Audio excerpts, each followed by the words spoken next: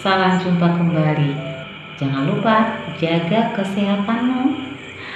Nah, anak-anak, hari ini hari pembelajaran terakhir loh materinya, yakni kita akan belajar tentang ingin seperti Yesus. Tentu kan kita sebagai anak-anak Tuhan, anak-anak Yesus ingin seperti Yesus. Nah, mengapa? Karena Yesus selalu ingin membantu sesama yang memerlukan pertolongannya. Nah, banyak sekali loh Yesus menolong orang-orang di sekitarnya. Salah satunya nanti kita akan mendengar tentang bagaimana Yesus menyembuhkan Bartimeus si buta itu. Lalu sekarang seperti biasa kita berdoa dulu sebelum memulai pembelajaran. Dalam nama Bapa dan Putra dan Roh Kudus, amin. Ya Tuhan, kami bersyukur atas anugerah hari baru ini. Saat ini kami belajar ingin seperti Yesus, mau menolong sesama yang memerlukan pertolongannya. Bantulah kami dan berkatilah kami dalam pembelajaran ini. Amin. Dalam nama Bapa dan Putra dan Roh Kudus, amin.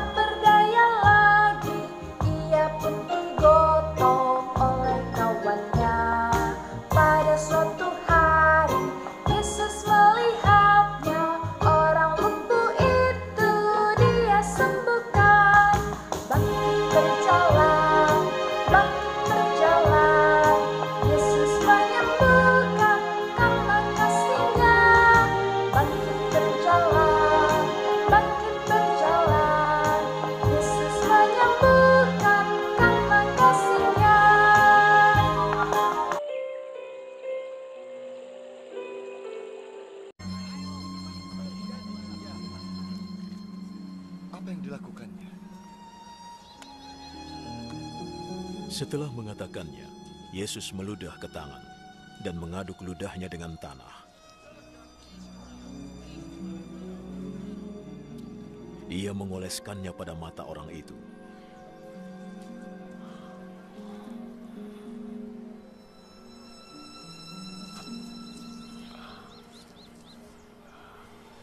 Bersihkan wajahmu di kolam Siloam. Siloam artinya diutus.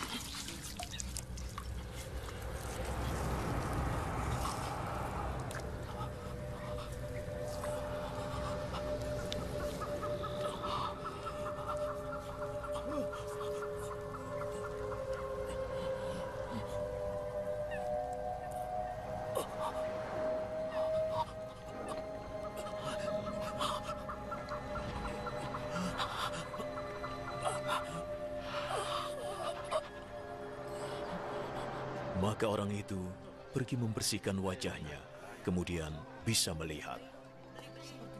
Para tetangga dan orang-orang yang sebelumnya melihat dia mengemis bertanya, "Bukankah dia orang yang biasanya duduk meminta-minta?"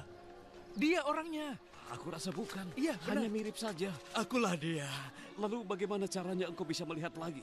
Orang yang bernama Yesus itu membuat lumpur, mengoleskannya ke mataku, dan menyuruhku ke Siloam untuk membersihkan wajahku. Lalu aku pergi, dan setelah membasuh wajahku, aku bisa melihat. Di mana dia? Aku tidak tahu. Sebagai pengikut Yesus, hendaknya kita selalu mengikuti teladannya. Yesus itu sangat luar biasa.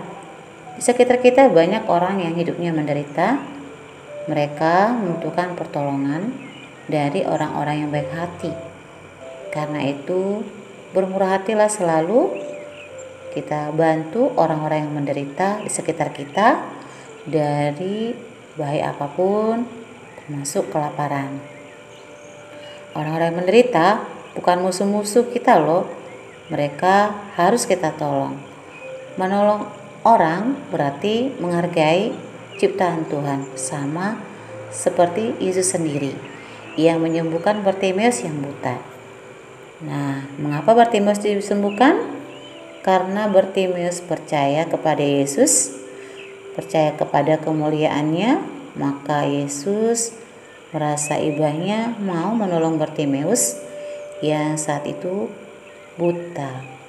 Maka dengan kepercayaan Bartimeus, ia pun disembuhkan dari butanya. Kita sebagai manusia juga harus seperti Yesus, mau menolong dengan tulus tanpa mengharapkan imbalan. Nah, kita akan mulai dengan cerita si kecil yang murah hati. Pengemis tua itu mencari makan dengan meminta-minta di pinggir jalan.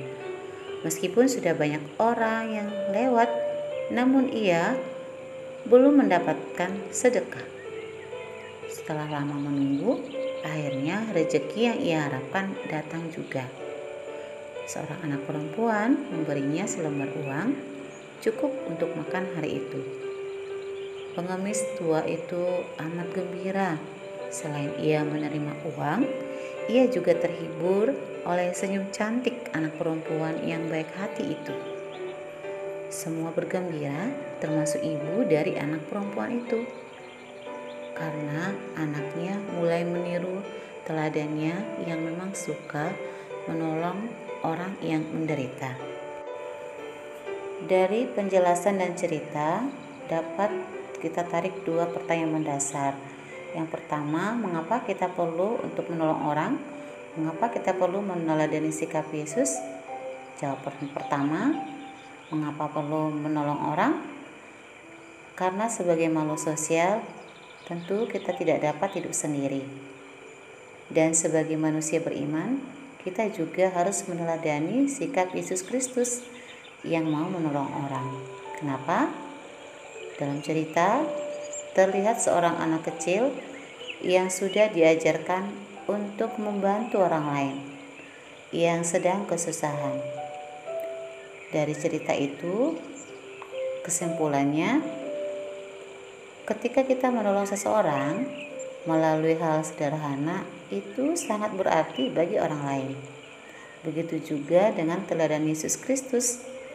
Sikap Yesus menunjukkan sikap yang harus kita lakukan pada saat ini. Yesus mencontohkan sikap yang benar kepada sesama manusia sebagai sesama manusia. Yesus menolong Bartimeus dalam kondisinya, dan perilaku Yesus sebagai contoh perilaku yang konkret bahwa manusia harus saling menolong, bukan hanya pada zaman Yesus tapi juga pada zaman ini. Menolong sesama yang ada di sekitar kita, kita senantiasa membantu mereka, membantu orang-orang yang membutuhkan pertolongan kita, sama seperti Yesus sendiri yang mau membantu sesama yang sedang kesusahan. Nah, dari penjelasan tadi, kesimpulannya kita harus meneladani Yesus Kristus yang mau menolong sesama. Seperti kita manusia biasa, kita juga menolong sesama yang memerlukan bantuan. Karena dengan membantu sesama, kita juga menghargai ciptaan Allah yang lainnya. Mari kita akhiri pembelajaran ini dengan doa. Dalam nama Bapa dan Putra dan Roh Kudus, amin. Ya Tuhan, kembali kami bersyukur atas kesempatan boleh mengetahui perbuatan baik Yesus, dan bantulah kami menjadi pengikut Yesus yang berani melakukan hal-hal yang baik dalam hidup kami. Demi Kristus Tuhan kami, amin. Dalam nama Bapa dan Putra dan Roh Kudus, amin.